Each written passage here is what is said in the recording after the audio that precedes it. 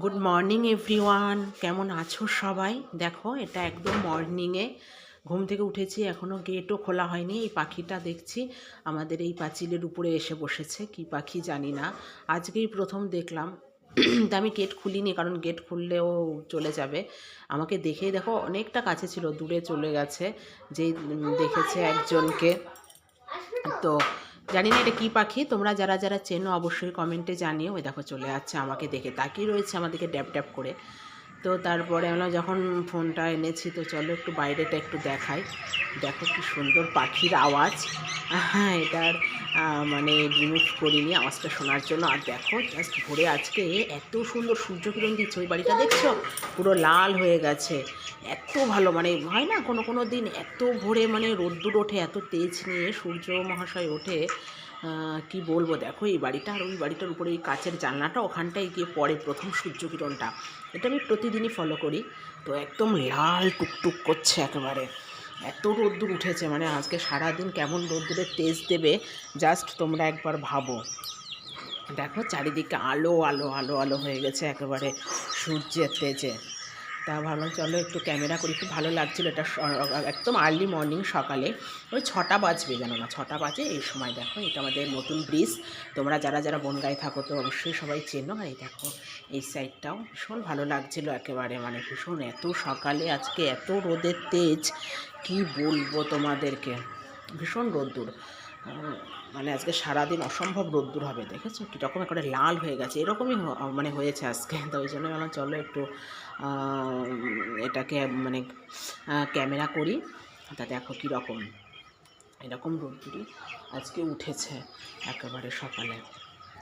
তো দেখো ভীষণ রোদ্দুর। তারপরে এই যে সকালে সব পুজো পার্বণ কাজবাজ শেষ, তারপরে আমি হলো এখানে চা বিস্কুট নিয়ে বসেছি। ভেবো না যে কেউ আমাদের প্লেট নেই, আমাদের বাড়িতে সবাই প্লেটে খাই চা বিস্কুট।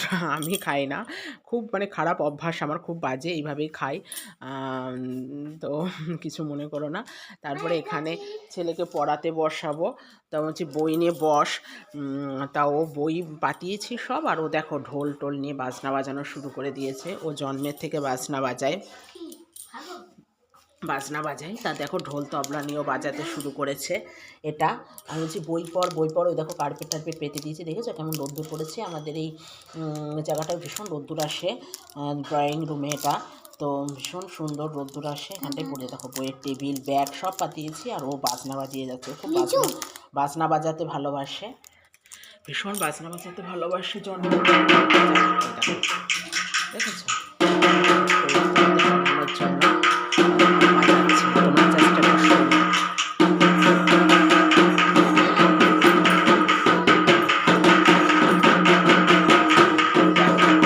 বাজনা বাজাচ্ছি দেখো, তো এখন বিয়ের মৌসুম হয়ে গিয়েছে।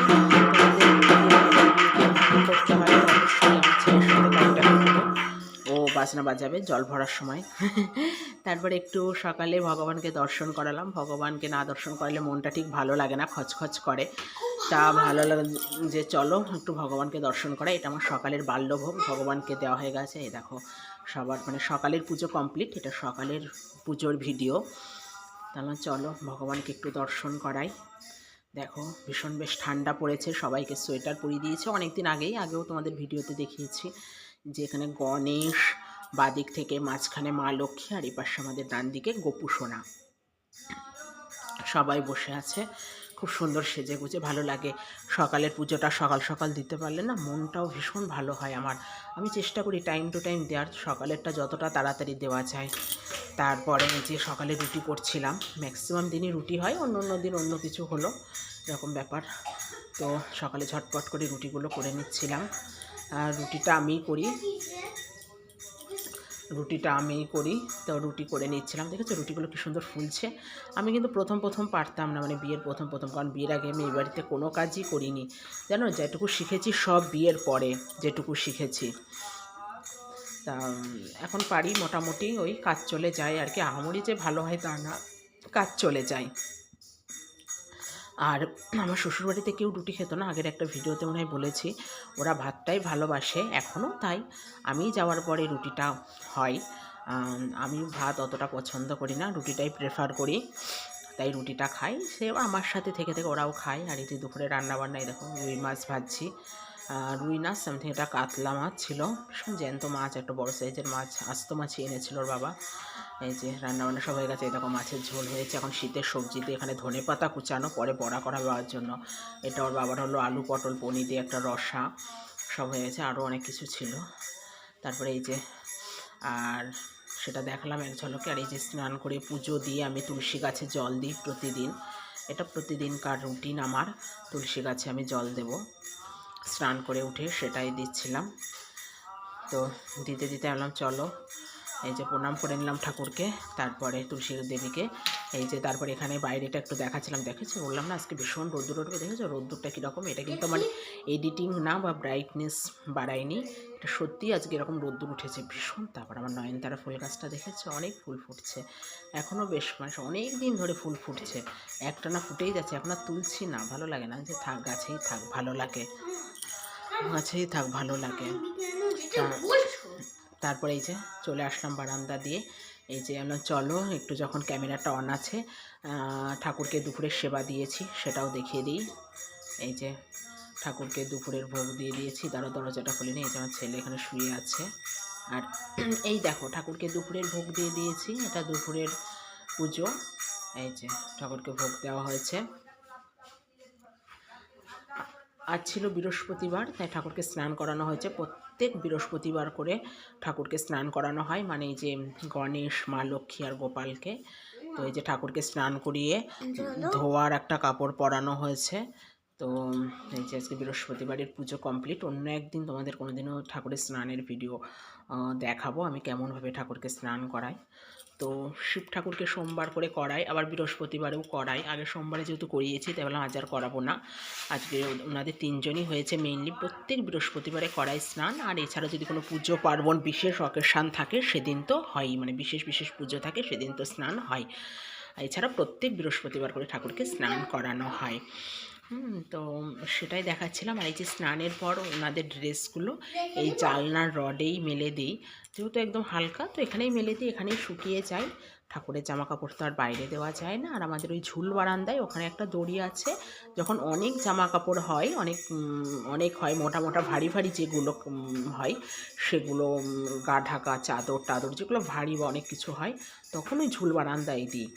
আদারওয়াইজ এই প্রত্যেক সপ্তাহে এই যে 3টে করে ড্রেস এখানেই মেলা হয়, এখানে শুকিয়ে যায়। তারপরে একটু বাইরে ক্যামেরা টানলাম, ওটা দুপুরবেলায়। এত রোদ্দুর আমি নিজেই তাকাতে পারছি না, দেখো ভীষণ রোদ্দুর, ভীষণ রোদ্দুর, আমি নিজেই তাকাতে পারছি না। এই যে আওয়াজটা আসছে, এটা কিন্তু ব্রিজের উপরে যেসব হকার্সরা বসে ওনাদের থেকে। এত রোদ্দুর, মানে ওই দিন আমি নিজেই তাকাতে পারছি না। এই দেখো কেমন উঠেছে, দেখেছো। আর এটা আমাদের কিন্তু জাম গাছটা কাটা হয়েছিল, কেননা আবার বেড়েছে, মানে আবার উঠেছে। 2 বছরে যখন আমার ছেলের জন্মদিন করেছিলাম, গাছটা পুরো গোড়া থেকে কেটে দিয়েছিলাম, মাটি উপরে কাটা হয়নি, মানে একদম মাটির লেভেল করে কেটে দিয়েছিল। দেখো আবার পাতা টাতা গজিয়ে ভীষণ বড় হয়েছে। আর এই যে রোদ্দুর ভীষণ, দেখেছো কীরকম রোদ্দুর উঠেছে। তারপরে একটু রান্নাঘরে আসলাম, দেখো সব কমপ্লিট, মোছা গাছা বয় পরিষ্কার করা সব কমপ্লিট। আর এটা হলো জানলা দিয়ে একটু, এটা রাই ব্রিজ, তোমরা তো সবাই জানো আমাদের রান্নাঘরে জানলা দিয়ে দেখা যায়, সেই রাই ব্রিজটা দেখাচ্ছিলাম। আর এখানে এই যে ব্যালকানিতে বাইরেই দড়িতেই কাপড় চোপড় সব মেলে দিই, ভীষণ রোদ্দুর শুকিয়ে যায়। আমাদের ঘরের জানলার মানে ঘরের যে কাজগুলো, ওই কাজ দিয়েই দেখো কত সুন্দর আসে ছবিটা, সেটাই দেখছিলাম। ভীষণ রোদ্দুর, ভীষণ, মানে আমি নিজেই তাকাতে পারছি না, কী করেছে আমি নিজেই জানি না, মানে কেমন উঠেছে ছবি। এত রোদ্দুরের তেজ, ভীষণ রোদ্দুর, ভীষণ রোদ্দুর, তাকানো যাচ্ছে না, এত রোদ্দুর। বাইরে দাঁড়াতে দাঁড়াতে তারপর হঠাৎ মনে পড়লো যে আমার বালিশগুলো তো রোদ্দুরে দিয়েছিলাম। আমার না ক্যাতা বালিশ, তোশক, লেপ, কম্বল সব রোদ্দুরে দিতে ভীষণ ভালো লাগে গরম হলে। আমি তো শীতকালে দিই, গরমকালেও দিই, আমার খুব ভালো লাগে। তো এই যে সোফাটার উপরে রোদ্দুর আসে, তোমরা তো সবাই দেখো সকালে, জানো, দেখো সকালে রোদ্দুর আসে, তো এখানেই দিয়ে দিয়েছিলাম সকালে বিছানা তোলার সময়। মনে পড়লো যে ঘরে নিয়ে যাই দুপুরবেলা, দেখি যে কেমন রোদ্দুর, তো সেটাই নিতে এসেছিলাম। আর এই যে ভেতর থেকে একটু বাইরেটা দেখাচ্ছিলাম। আর যেহেতু হাটবার না, অন্য মানে হাটবার ছাড়া তো একদম পুরো ফাঁকা থাকে, আর সবাই আসে এখানে গল্প টল্প করে। আর এটা আমাদের ড্রয়িং রুম, যেটা শোকেসের টিভি আছে, এখন টিভির লাইনটা কেটে দিয়েছি। আর এই বড় টেডি বিয়ারটা দেখছো, দাঁড়াও, এই কৃষ্ণ ঠাকুরের একটা ফটো আছে, খুব মিষ্টি এনাকে দেখতে, দেখলে মনে হয় কি আমার দিকে তাকিয়ে আছে। ভীষণ সুন্দর এই ছবিটা।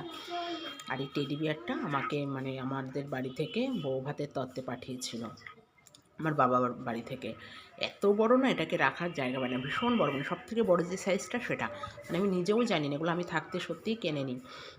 ওরা মানে কিনে পাঠিয়েছে। যখন আমার শ্বশুরবাড়িতে দেখে আমি তো অবাক, আমি যে এটা কী করেছিস তোরা, এত বড় টেডি বিয়ার কে দেয়, মানে এটাকে কোথায় রাখবো বুঝতে পারি না। তারপরে আলমারিটার মাথায় তুলে দিয়েছি। আর এই যে বালিশগুলো সব এবার ঘরে নিয়ে যাব। আর সেটাই বাইরেটা একটু দেখাচ্ছিলাম তোমাদেরকে। আর এই যে এটা